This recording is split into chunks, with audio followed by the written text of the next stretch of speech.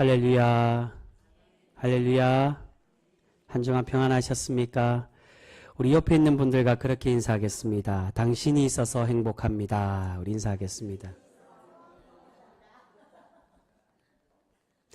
여러분 정말 옆에 있는 분들 때문에 행복하시죠?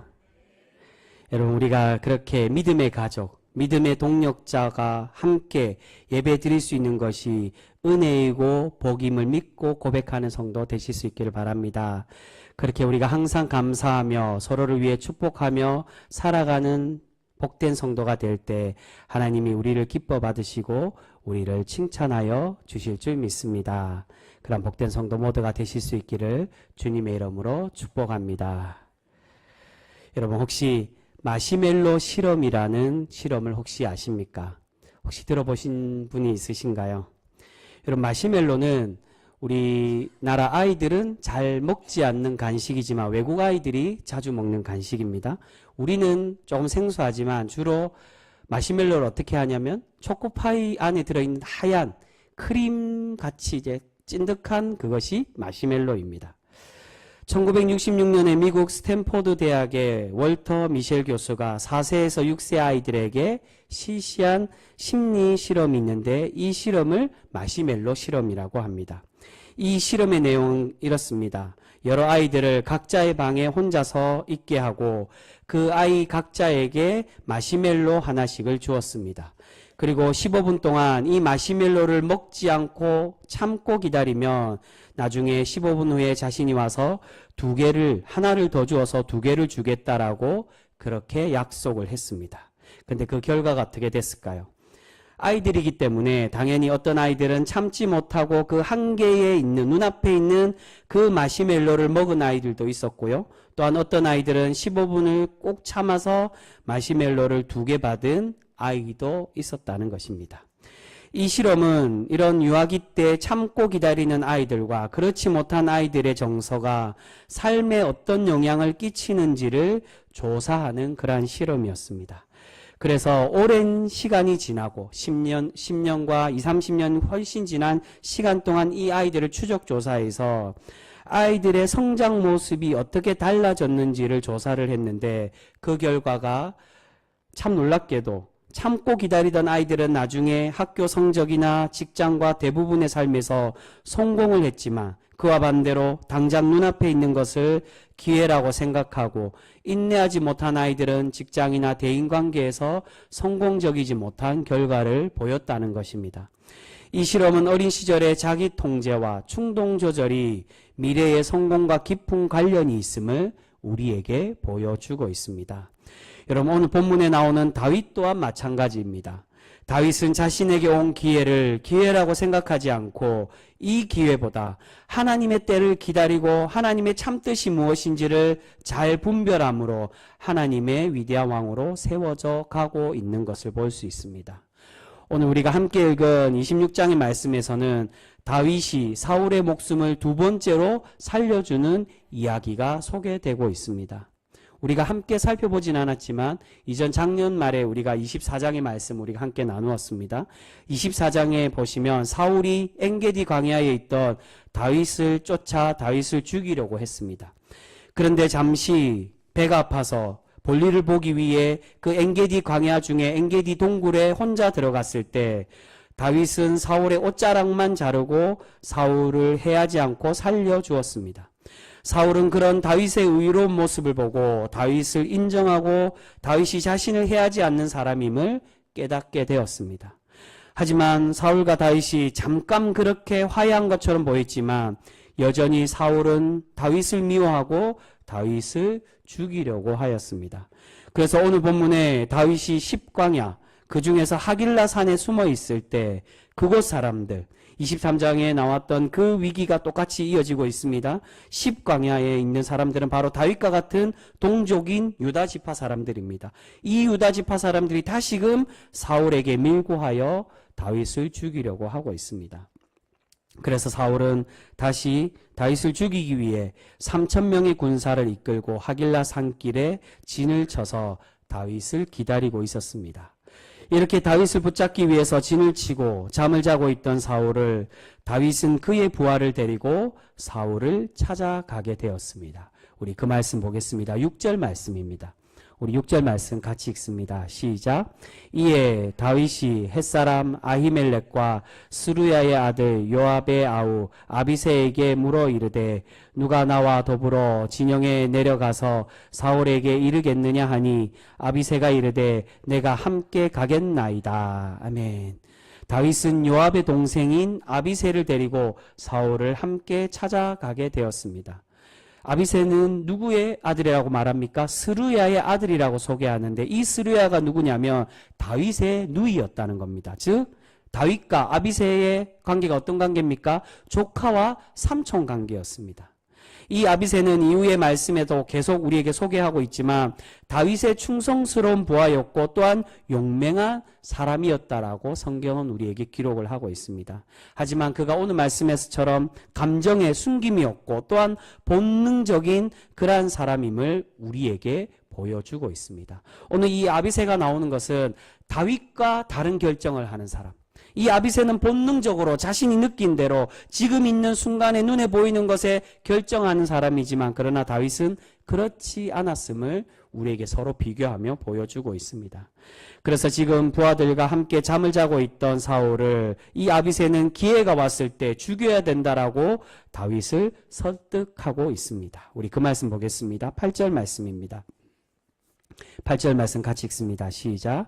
아비새가 다윗에게 이르되 하나님이 오늘 당신의 원수를 당신의 손에 넘기셨나이다. 그러므로 청하오니 내가 창으로 그를 찔러서 단번에 땅에 꽂게 하소서. 내가 그를 2번 찌를 것이 없으리이다 하니. 다윗의 충성스러운 부하인 아비새는 사울의 창으로 사울을 죽이고자 제안을 합니다. 그 이유가 지금 이 기회를 얻은 것이 누가 주셨기 때문이라는 겁니까? 바로 하나님께서 주신 기회이기 때문에 반드시 이 사울을 죽여야 된다라고 말합니다. 여러분 어떻게 보면 아비새가 지금 기회를 하나님께서 주신 기회라고 생각하는 것은 당연하다라고 할 수 있습니다. 왜냐하면 지금 사울이 자고 있는 이 앞까지 올 수 있었던 것이 결코 쉬운 일이 아니라 하나님의 도움 없이는 도저히 할 수 없는 그러한 일이었기 때문입니다. 7절 말씀 우리 함께 보겠습니다. 7절 말씀 같이 읽습니다. 시작. 다윗과 아비새가 밤에 그 백성에게 나아가 본즉 사울이 진영 가운데 누워 자고 창은 머리 곁에 땅에 꽂혀 있고 아브넬과 백성들은 그를 둘러 누웠는지라. 아멘. 지금 사울은 3,000명의 부하들과 함께 진영 가운데 잠을 자고 있었습니다.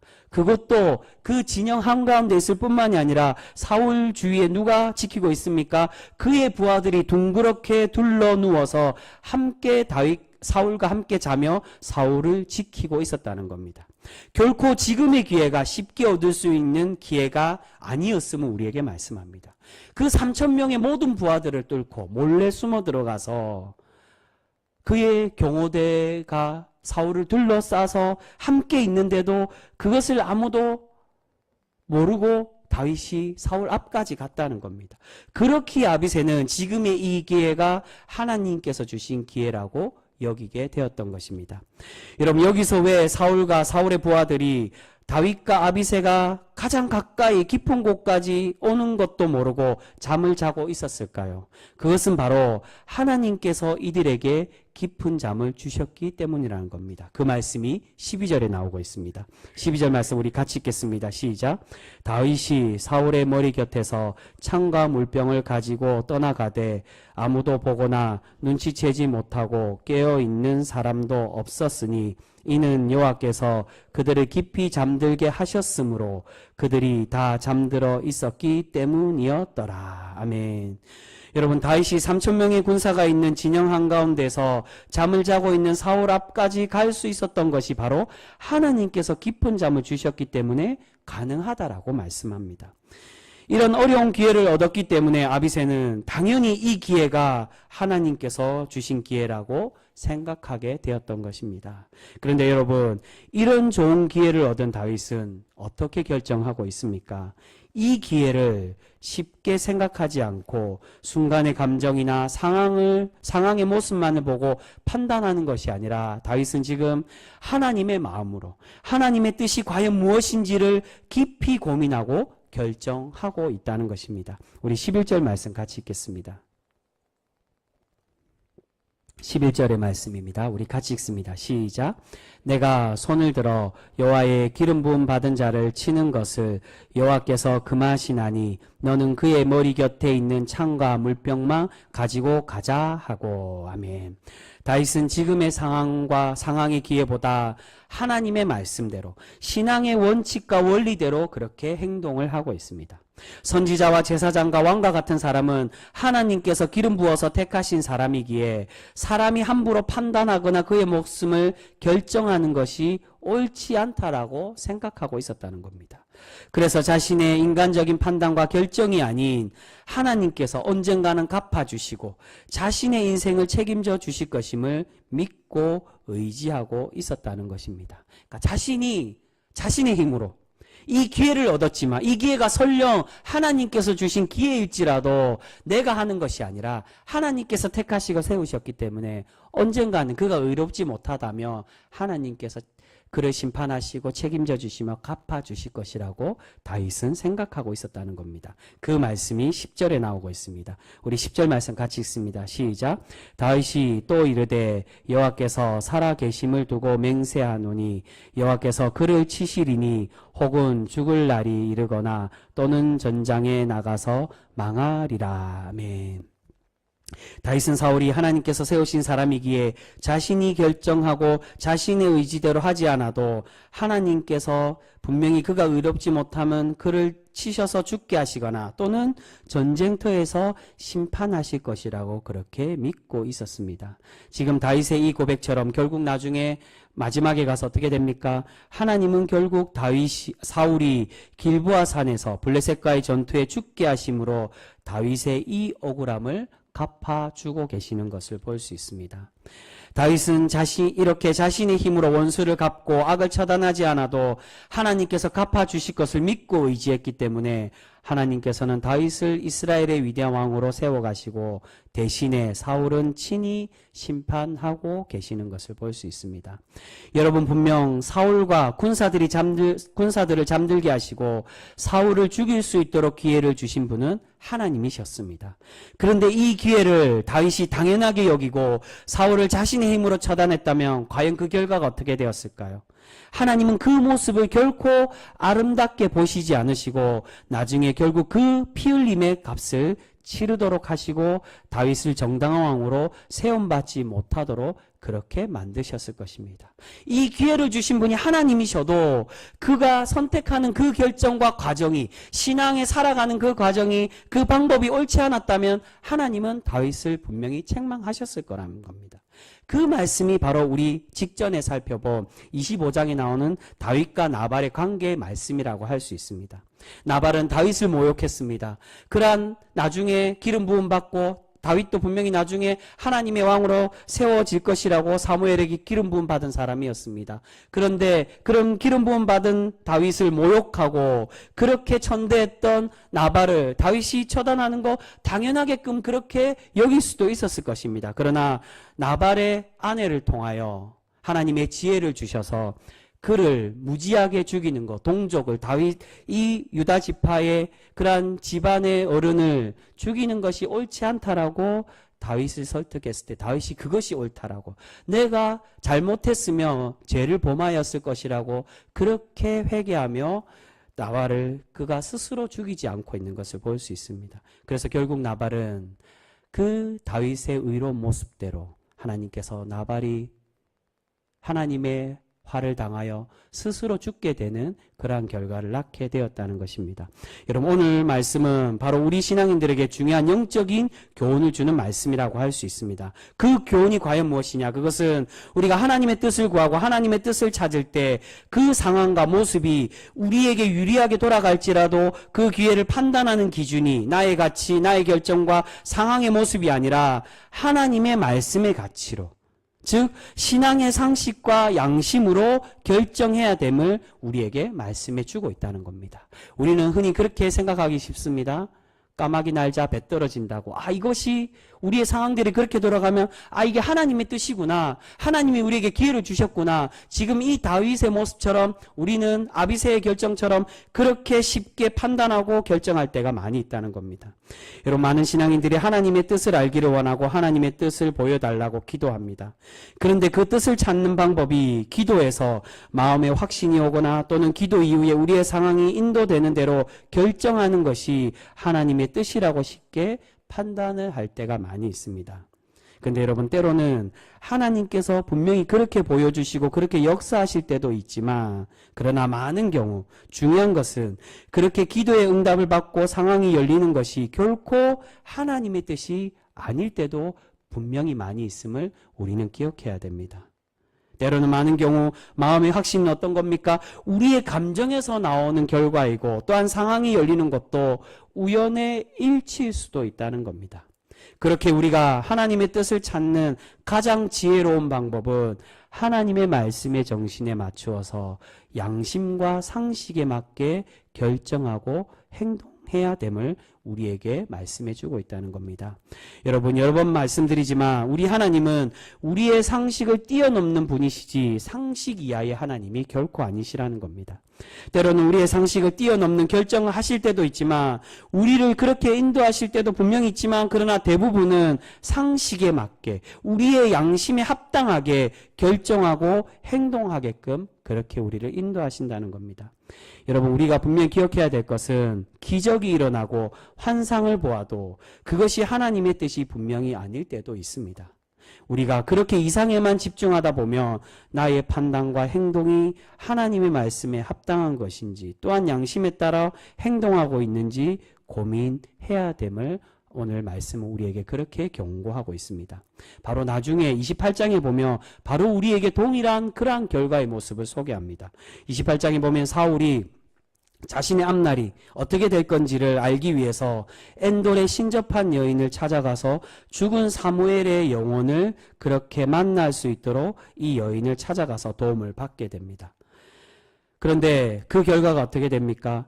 성경에 보시면 우리는 흔히 알기에 이 신접한 여인의 방법이 잘못됐기 때문에 사무엘의 이 영혼은 진짜 사무엘이 아니라 사탄의 영, 사탄의 가짜의 모습이라고 그렇게 많이 해석을 합니다. 근데 여러분, 성경에 보시면 이 신접한 여인이 불러댄 영혼이 사무엘이었는지 아닌지는 그렇게 이야기하지 않습니다. 주석에서도 이가 사무엘이었는가 아닌가는 중요하지 않다는 겁니다. 중요한 것은 무엇입니까? 그의 방법이 잘못되었다는 겁니다. 혹여 그의 영혼이 사무엘이어서, 그래서 정말로 그 여인을 통해 그 사무엘이 영혼이라고 나오는 그 영혼이 사울의 앞날을 네가 전쟁터에 죽게 될 것이라고 그렇게 예언하고 정말 그런 결과를 낳았다 하더라도 그가 사무엘이냐 아니냐 그게 중요한 게 아니라 방법이 옳지 않았다는 겁니다. 여러분, 그것은 사울의 합당한 말씀에 순종하지 않고 무당에게 가서, 하나님은 분명히 무당과 또한 신접한 사람들에게 그렇게 그들에게 묻거나 의지하지 말라고 그렇게 말씀하셨는데, 사울은 하나님의 뜻에 온전히 따른 것이 아니라 하나님의 방법, 하나님이 뜻하심이 아닌 오직 하나님의 신앙의 상식에 맞지 않는 행동을 하며 하나님께 책망받고 있는 것을 볼 수 있습니다. 여러분, 그 결과가 비록 정말로 그 신접한 여인대로 되었을지라도 우리의 신앙의 과정과 방법이 옳지 않다면 하나님은 결코 우리를 아름답게 보시지 않음을 우리는 분명히 기억해야 될 줄 믿습니다. 여러분, 어떤 신앙인들은 예언의 은사를 받았다고 또한 신령한 기도하는 사람이라고 그러한 사람들을 일부러 찾아가서 자신의 앞날을 알고 싶어 합니다. 그런데 여러분, 그러한 행동은 결국 조금 전에 말씀드린 사울이 신접한 여인을 통해서 하나님의 뜻을 알려고 한 모습과 동일한 모습이라는 것입니다. 그 결과가 정말로 그들이 말하는 것처럼 그렇게 날지라도 결코 하나님은 그 모습을 기뻐 받지 않으심을 우리는 분명히 기억해야 될 것입니다. 여러분, 우리는 하나님께서 가증하게 여기시고 싫어하는 방법으로 하나님의 뜻을 구하고 찾는 것이 아니라 우리에게 주신 하나님의 말씀의 정신과 지혜롭게 사용할 수 있도록 주신 신앙의 양심과 상식으로 하나님의 뜻을 찾는 성도가 되어져야 될 줄 믿습니다. 오늘 다윗은 바로 그렇게 하나님의 뜻을 발견하고 그 뜻대로 순종하고 있는 것을 볼 수 있습니다. 지금의 기회가 정말 하나님께서 주신 것이라고 할지라도 이것이 하나님이 자신에게 주신 시험임을 알고 다윗은 결코 그 시험에 넘어가지 않고 그 유혹에 빠지는 것이 아니라 온전히 하나님의 말씀의 뜻대로 행하며 순종하고 있습니다. 그 말씀이 마지막에 사울과의 대화에서 다시 한 번 더 이야기하며 고백하고 있습니다. 우리 그 말씀 보겠습니다. 23절의 말씀입니다. 우리 함께 읽은 말씀 뒤에 바로 이어서 나오는 말씀입니다. 23절 말씀 우리 화면으로도 준비되어 있습니다. 우리 같이 읽겠습니다. 시작. 여호와께서 사람에게 그의 공의와 신실을 따라 갚으시리니 이는 여호와께서 오늘 왕을 내 손에 넘기셨으되 나는 손을 들어 여호와의 기름 부음 받은 자 치기를 원하지 아니하였음이니이다. 아멘. 여러분 무슨 말입니까? 분명히 사울을 죽일 수 있는 기회가 하나님께서 주신 기회, 자신에게 넘겨주신 것이지만 그러나 자신은 어떻게 선택을 하고 있습니까? 그 상황이 이끄는 대로 결정하지 않고 오직 공의와 신실로, 즉 하나님의 뜻과 말씀대로 자신은 결정을 하고 있다는 것입니다. 이렇게 다윗은 순간의 유혹에 잘못된 판단을 하지 않고 오직 하나님께 맡기며 인내하고 기다렸기에 하나님께서 다윗을 이스라엘의 위대한 왕으로 세워가고 있는 것을 볼 수 있습니다. 이런 그 말씀이 25절에 나오고 있습니다. 25절 오늘 11장 가장 마지막에 오늘 26장 가장 마지막에 나오는 25절 말씀입니다. 25절 우리 같이 읽습니다. 시작. 사울이 다윗에게 이르되 내 아들 다윗아 내게 복이 있을지로다. 내가 큰 일을 행하겠고 반드시 승리를 얻으리라 하니라. 다윗은 자기 길로 가고 사울은 자기 곳으로 돌아가니라. 아멘. 이 만남, 이 일 이후에 다윗과 사울은 이제 두 번 다시 만나지 못합니다. 더 이상 다윗은 사울의 쫓김과 사울의 그 죽음의 위협을 받지를 않습니다. 여러분 사울의 이 고백은 하나님께서 사울을 통해서 다윗의 앞날을 예언하게 하시는 그러한 말씀입니다. 다윗이 큰 일을 행하고 반드시 승리를 얻겠다는 이 말은 다윗이 이스라엘의 왕이 되어서 승승장구할 것임을 우리에게 말씀해 주고 있는 것입니다. 사랑하는 성도 여러분, 우리는 오늘 다윗의 부하인 아비새와 같이 눈앞에 보이는 상황과 기회가 하나님께서 주신 것으로 생각하여 본능대로 또는 상황이 이끄는 대로 판단하고 결정할 때가 많이 있습니다. 하지만 때로는 그 결정이 상황에 따라 우리가 결정한 것이지만 그 결과가 결국 패착이 되거나 또는 불행한 길로 빠지게 되는 그러한 모습들도 많이 볼 수가 있습니다.